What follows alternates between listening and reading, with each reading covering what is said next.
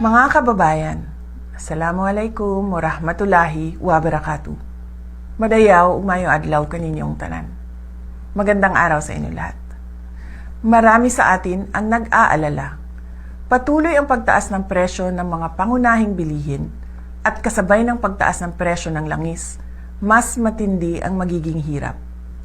Binibilang ng mga magulang ang bawat piso at marami sa atin ang nag-aalala sa susunod na mangyayari.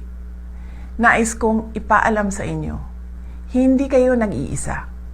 Tayong lahat ay dadaan sa paghihirap na ito. Mararamdaman natin lahat ang bigat ng pagtaas ng presyo, lalo na ng pagkain.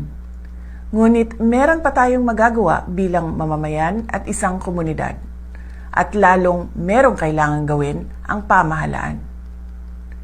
Para sa ating mga lokal na pamahalaan, marami sa mga non-essential na mga aktibidad na gumagamit ng langis ang pwedeng ipagbawal muna, tulad ng parada sa festival.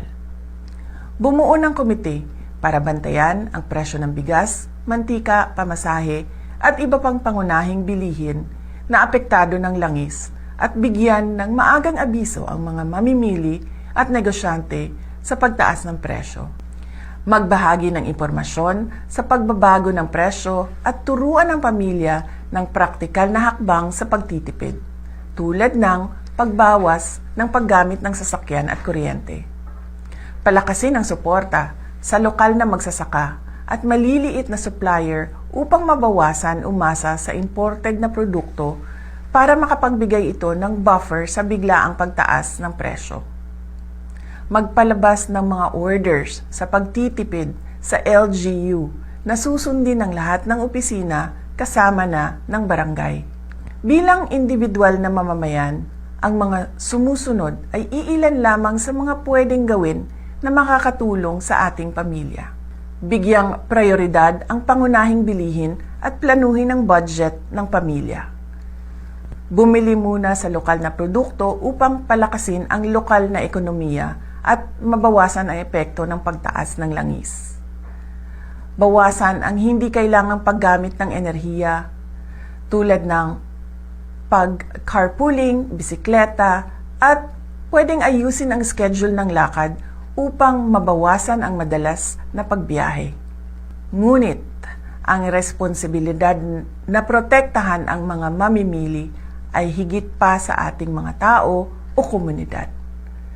Sa mga ahensya ng gobyerno na may tungkulin dito, kumilos na kayo. Kailangan bantayan ang presyo ng langis at epekto nito sa pangunahing bilihin at transportasyon. Magbigay ng maagang babala at magbigay ng paliwanag para sa mga mamamayan. Ipatupad ang mahigpit na hakbang laban sa hoarding at labis na taas presyo. Gawing regular ang inspeksyon at isarado ang mga lalabag na negosyante. Magbigay ng pansamantalang subsidiyo o price caps sa produktong pagkain at isaalang-alang ang targeted cash transfers sa low-income na pamilya. Magbigay ng advisory sa fuel-efficient na distribution ng pagkain at insentibo sa pampublikong transportasyon. Makakahanap tayo ng paraan upang mapagaan ang ating pasanin sa pamamagitan ng pagtutulungan sa komunidad, pagtangkilik sa lokal na produkto, at pagiging maingat sa ating paggastos at paggamit ng enerhiya. Kasabay nito, asahan natin ang aksyon ng gobyerno na protektahan ang bawat pamilyang Pilipino at tiyakin ang patas at matatag na pamilihan. Malalagpasan natin ang pagsubok na ito tulad ng nalagpasan natin ang pandemya. Higit sa lahat, huwag tayo mag-isip na gumawa ng masama sa sarili man o sa ating kapwa-tao.